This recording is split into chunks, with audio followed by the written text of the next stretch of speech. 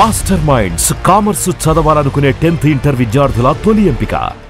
నమస్తే రమగారు. నమస్తే జయ. రమగారు, మనకి కామెంట్స్లో కొన్ని ప్రశ్నలు వస్తూ ఉంటాయి కదా. ఒక పర్సనల్గా వచ్చిన ఒక ప్రశ్న అండి ఇది, కామెంట్లో వచ్చింది కాదు యాక్చువల్గా. మనం ఎక్కువగా ఇష్టపడే వాళ్ళు మనల్ని దూరం పెడుతూ ఉంటారు. అప్పుడు అసలు మనం ఏం చేయాలి? వాళ్ళ కోసం ఇంకొంచెం ఏదైనా ప్రయత్నాలు చేయాలా, లేకపోతే ముందుకు సాగాలా? ఏం చేయమంటారు అనేది ఒక పర్సనల్ క్వశ్చన్ అనమాట ఇది. ఇది ప్రతి వాళ్ళకి జీవితంలో ఎప్పుడో ఒకప్పుడు ఎదురవుతుంది జయ. అవును రమగారు. మనం చాలా ఇంపార్టెన్స్ ఇస్తాం ఒకళ్ళకి, వాళ్ళకి మనం అంత ఇంపార్టెంట్ కాదని ఏదో ఒక సిచ్యువేషన్లో మనకు తెలిసిపోతుంది. అంటే కొంతమంది ఎలా ఉంటారో చెప్పిన రమగారు, వాళ్ళ అవసరం ఉన్నంత వరకు బాగుంటారు. మనం చాలా ఇంపార్టెంట్ అనేది క్రియేట్ చేసుకుంటారు. ఎప్పుడైతే వీళ్ళతో మనకు అవసరం లేదు అని థాట్ వస్తుందో మొహం కూడా చూడరు, మొహం కూడా చూడకుండా అయిపోతారు. ఇవి కొంతమంది ఉంటారు, ఇలా డిపెండెన్సీ ఉంటుంది జయ. వాళ్ళతో రోజు మాట్లాడాలి, తరచూ కలవాలి, ఎప్పుడు మాట్లాడుతూ ఉండాలి, ప్రతి దాంట్లో వాళ్ళ సలహానే తీసుకోవాలి, అన్ని షేర్ చేసుకోవాలి. ఇట్లాంటి ప్రాక్టీస్ ఉంటుంది. ఇది ఫ్రెండ్స్ లో జనరల్ గా, కో సిస్టర్స్, వదిన ఆడపడుచులు, తర్వాత అక్క చెల్లెళ్ళు, అన్న చెల్లెళ్ళు, అక్క తమ్ముళ్ళల్లో ఇది బాగా కనపడుతుంది. వాళ్ళు ఎంత ఎమోషనల్గా అటాచ్ అయిపోయి ఉంటారో వాళ్ళకి. అవును, ఇది ఊరికే జనరల్ కజిన్స్లో కూడా ఉంటుంది. ఒకళ్ళతోటి ఇప్పుడు 5-6 మనం 10 మంది ఉన్నాం, మనకు ఒకళ్ళతోటి చాలా క్లోజ్ రిలేషన్ ఉంటుంది.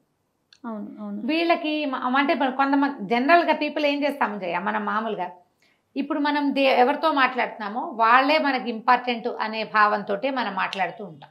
అంతే. సిచ్యువేషనల్లీ ఒక్కొక్కళ్ళు అటాచ్ అయిపోతారు, వదిలిపెట్టలేకపోతారు. ఇప్పుడు ఇది భార్యాభర్తల్లో అనుకో జయ, అమ్మో అది చాలా కష్టం. అవన్నీ డివోర్స్కి దారి తీస్తాయి. ఆ డివోర్సుల్లో కూడా ఆడవాళ్ళు డిప్రెషన్కి లోనయ్యి ఆ వదిలిపెట్టలేక వాళ్ళతో ఎమోషనల్ అటాచ్మెంట్ని కట్ చేసుకోలేక ఏడుస్తూ ఉంటారు. మగవాళ్ళు ఏడ్చేవాళ్ళు ఉన్నారు. మగవాళ్ళు కూడా వాళ్ళతో ఎమోషనల్ అటాచ్మెంట్ని వదిలిపెట్టుకోలేరు. వైఫే సర్వస్వం అనుకుంటారు. ఎన్ని గొడవలు వచ్చినా అమ్మాయితో కలిసి ఉండాల్సిందేను, అది లేకపోతే కుదరదు అనుకుంటారు. అవునండి. ఇది ఒక బాధ. అయితే ఈ జనరల్ మిగిలిన సంబంధాలు ఉన్నాయి చూడు, మిగిలిన అన్ని రకాల రిలేషన్స్లో వీళ్ళు హర్ట్ అయిపోతారు జయ.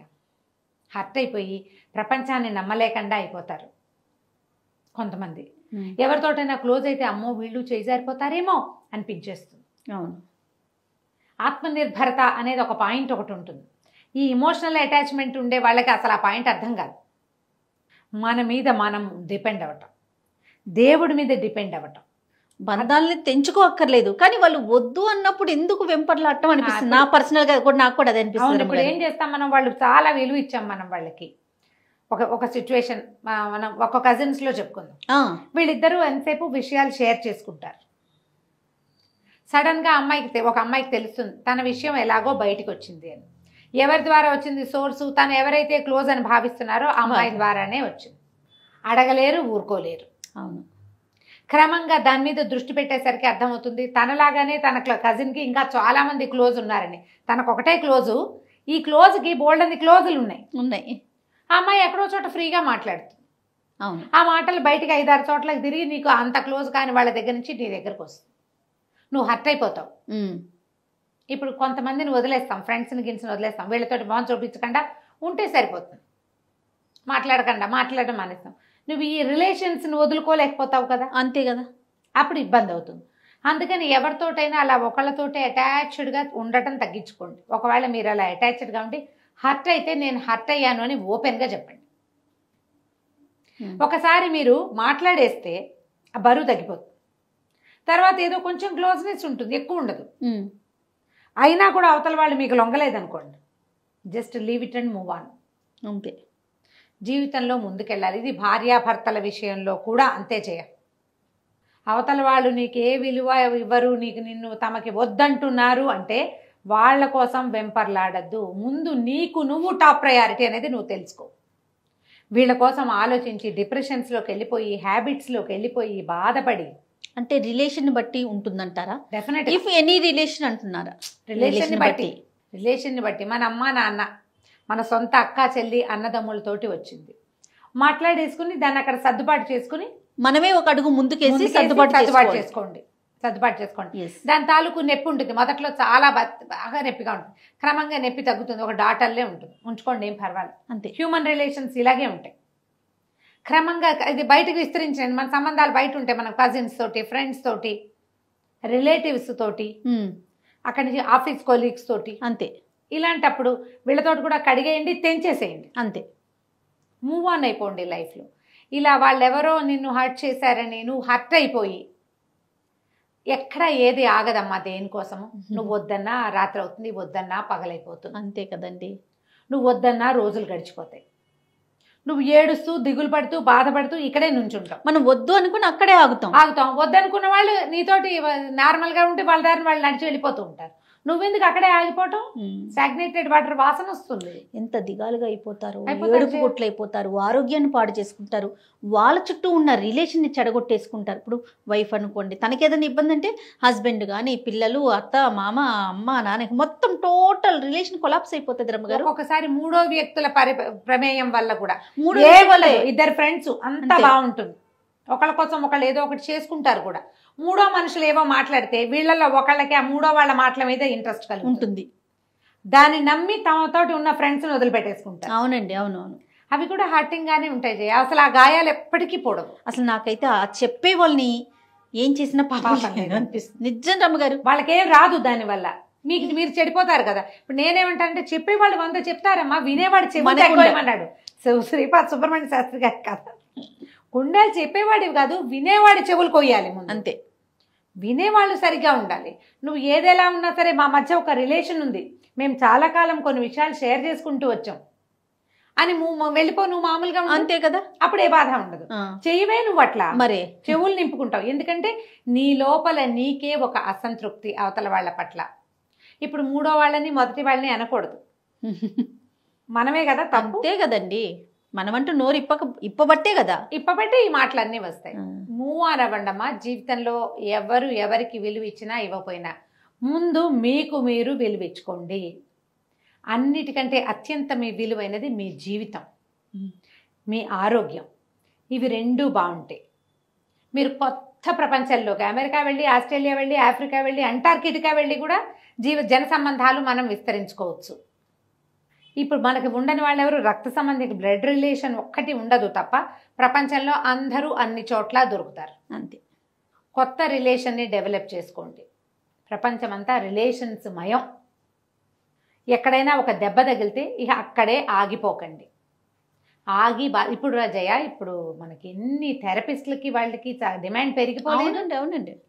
ఏవో ఇష్యూస్ ఉంటాయి, అవి సాల్వ్ చేసుకోరు, అనారోగ్యాల్లోకి వెళ్ళిపోతాయమ్మా. మీ మెంటల్ స్ట్రెస్ అంతా మీ మోకాళ్ళ మీద, హాస్పిటల్ చుట్టూ కూడా బాగా తిరుగుతారండి, మందులు వేసుకుంటున్నారు, తిరుగుతారు.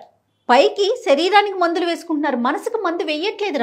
నువ్వు రిపేర్ నువ్వు చేసుకోవాలి, అది చేసుకోవట్లా. డాక్టర్స్ మీద డిపెండ్ అవుతున్నారు, గోడు వెళ్ళబోసుకుంటారు. ఎవరైనా కనిపించారంటే చెప్పి చెప్పి చెప్పి చెప్తారు, మళ్ళీ మామూలు. మొన్న ఒక దేవాలయంలో ఒక మనసును మార్చుకోలేకపోతారు. దేవాలయంలో ఒక ఆవిడ కనబడ్డారు జయ. ఆవిడ ఎందుకు అడిగారు నాకు తెలియదు. నేను ఊరికే లోపలికి వెళ్ళి కార్ బయటే ఉంది, మా వాళ్ళు ఏదో షాపింగ్ చేస్తున్నారు, నేను సరిగ్గా ఎక్కడ అమీర్పేట దుర్గగుళ్ళో. ఓకే. నేను లోపలికి వెళ్ళాను. ఒక 5-10 నేనేమి గబగబా చూసేసి ఒక 10 నిమిషాలు సంతోష్ మాత ముందు ఒక 5-10 నిమిషాలు కూర్చుని వచ్చేస్తా బయటికి. నేను మామూలుగా వెళ్ళినా అంతే, అంతకంటే ఎక్కువసేపు నేను ఉండను అసలు. ఆ కూర్చునేసరికల్లా ఆవిడెవరో పెద్ద ఆవిడే, నాకంటే కనీసం ఒక 3-4 సంవత్సరాలు పెద్దవారు అయి ఉంటారు. అమ్మ ఒక విషయం మాట్లాడాలి అని చెప్పి వాళ్ళ ఫ్యామిలీ ఇష్యూ గబగబా చెప్పేశారు నాకు. చాలా ఇబ్బందిగా ఉంది అని. నేనన్నా వదిలేయండి అమ్మా, వదిలేయమంటారు, వదిలేసేయండి. ఒక్కసారి వదిలిపెట్టేస్తే ప్రాణం హాయిగా ఉంటుంది. పోతే పోతుంది, అది వచ్చి ఏముంది. ఇప్పుడు మీకే 60 ఏళ్ళు వస్తున్నాయి, ఎందుకు దాన్ని ఏం చేసుకుంటారు? కష్టమా రమ్మగారు వదిలేయటం? చాలా కష్టం జయ, చాలా అత్యంత కష్టమైన విషయం వదిలేయటమే. సులువైన విషయం వదిలేయమని చెప్పడం. నేను ఈజీగా చెప్పా. ఎందుకు అడిగారో అమ్మ నాకు తెలీదు, గుళ్ళో కూర్చున్నాం, వదిలిపెట్టేసేయండి, మీరు ప్రశాంతంగా ఉంటారు, హాయిగా కృష్ణారామ అనుకోండి, వదిలేయండి. ఆవిడ 10 రోజులు అప్పుడు ఫోన్ నెంబర్ తీసుకున్నారు. ఇట్లా నేను 5-6 కథలు విన్నా ఆ గుళ్ళో. సడన్గా చెప్పేస్తారు జయ, మొత్తం కథ అంతా చెప్పేస్తారు, ఇలా ఇలా ఇలా ఇలా ఉంది మా పరిస్థితి అని. ఆవిడ ఫోన్ నెంబర్ తీసుకున్నారు, ఫోన్ చేశారు నాకు.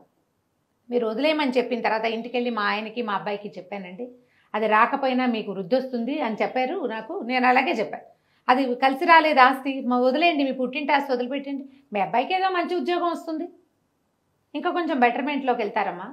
ఎందుకు వెంపర్లాట అన్నయ్యతో పడుతూ తమ్ముడితో పడుతూ వాళ్ళు ఎవరు మిమ్మల్ని గుమ్మం తొక్కనివ్వరు, మీతో మాట్లాడరు డబ్బుల కోసం. వేదవ డబ్బు పుసుకుని కళ్ళు మూసామంటే డబ్బు లేదు గిబ్బు లేదు, మనం ఒకళ్ళమే పోతాం అన్ని ఇక్కడ వదిలిపెట్టుకుని. ఆవిడ చక్కగా మంచి వజ్రాలు గిజ్రాలు వేసుకుని బాగున్నారు డైమండ్స్ తోటి మంచి. ఫోన్ చేశారు 10 రోజుల తర్వాత, మా అబ్బాయి మా ఆయన కూడా సమాధానం పడిపోయారమ్మా, మేము బెంగళూరు షిఫ్ట్ అయిపోవాలని అనుకుంటున్నాము, అక్కడ ఏదో బిజినెస్ ప్లాన్ ఆలోచిస్తున్నాడు, చాలా మంచి బయర్స్ కూడా చాలా మంచి వాళ్ళు దొరికారు ఇక్కడ ఆస్తికి మాకు. పోనీలే గుళ్ళో డిసైడ్ అవ్వండి అంతే, మీ అంతటా మీరు. లేదా ఎవరిదైనా ఒక్క సహాయం తీసుకోండి, 100 మందికి చెప్పకండి మీ కష్టాన్ని. ఒక్క సహాయం ఇది ప్రధానం అండి. ఇప్పుడు సమస్యల్లో ఇదొక కొత్త సమస్య. 10 మంది చెప్పి 10 రకాల ఆన్సర్లు, ఏది చెయ్యం మళ్ళీ ఫైనల్ గా, ఏం చెయ్యం, మళ్ళీ మన ఏడుపు అడవటమే. లేదా మీ మనసు మాట వినండి, మూవ్ ఆన్ అంతే. మీకు విలువ లేని చోట పారిపోవద్దు, తప్పుకోండి. అమ్మాయిలు అబ్బాయిలు కూడా చూడండి అమ్మగారు, నాకు వద్దు ముర్రో అన్నా సరే వదలరు, వదిలిపెట్టరు. అమ్మాయిలు అలానే ఉన్నారు, అబ్బాయిలు అలానే ఉన్నారు, నాకు కావాల్సింది వాళ్ళు చీపెట్టినా సరే సిగ్గుపడరు. ఏంటో మరి ఈ బొమ్మ నాదనిపిస్తుంది అంతే. ఆ బొమ్మ నాది కాన్సెప్ట్ నుంచి బయటికి రారు, అవతల వాళ్ళు మనుషులు అని అనిపించింది. నేనేమంటానంటే పారిపోయి పరిగెత్తి సమాధాన పడద్దమ్మా, తప్పుకోండి. జస్ట్ వదిలేయటం ఎలాగో ప్రాక్టీస్ చేయండి. మనకి ఇంకో కొత్త దారి కనిపిస్తుంది కదా, గ్యారంటీగా కనిపిస్తుంది. జీవితం ఎప్పుడు దారులు తెరుస్తూనే ఉంటుంది, నువ్వు చూడాలంతే, దాన్ని కళ్ళు పెట్టాలి, నువ్వు కళ్ళు పెట్టాలి. దీని నుంచి నీ దృష్టి మరల్చి బుద్ధిని నీ దారి వైపుకి మళ్ళీ ఇచ్చావంటే 100 దారులు కనపడతాయి. సూపర్, శభాష్, సూపర్ అమ్మగారు. నమస్తే.